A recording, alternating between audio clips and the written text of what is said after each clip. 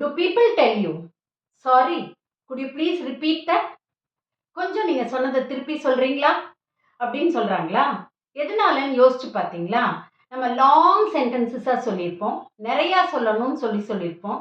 அது அவங்களுக்கு கன்ஃபியூஸ் ஆயிருக்கும், புரிஞ்சிருக்காது. அதனால அவங்க அப்படி சொல்லியிருக்கலாம். When we speak more, understanding is less.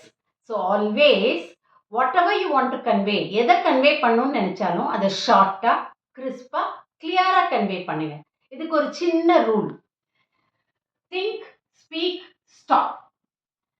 Do not think, speak. அப்படி பண்ணீங்கன்னா ரொம்ப லாங் ஆயிடும். ஒரு 2 எக்ஸாம்பிள் கொடுக்குறேன். இப்போ பாருங்க. Actually, what I wanted to say was that maybe if we get some time, we can probably discuss this later. நான் என்ன சொல்லணும்னு நினைக்கிறேன், இதை பின்னாடி டிஸ்கஸ் பண்ணிக்கலாம் அப்படின்னு கேட்கணும்னு நினைக்கிறேன். ஆனா அதுக்கு போய் இத்தனை நான் சேர்த்து சொல்லும்போது அது கன்ஃபியூஸ் ஆயிடும். சிம்பிளா, can we discuss this later? That's enough. Again, I wanted to let you know that I am working on the report and I will try to send it to you today if everything goes well. ரெண்டே விஷயம். I am working on the report, இன்னைக்கு அனுப்புறேன். ஆனா அதுக்கு அவ்வளோ additions கொடுத்துருக்கோம். தேவையில்லை. Simple. I am working on the report.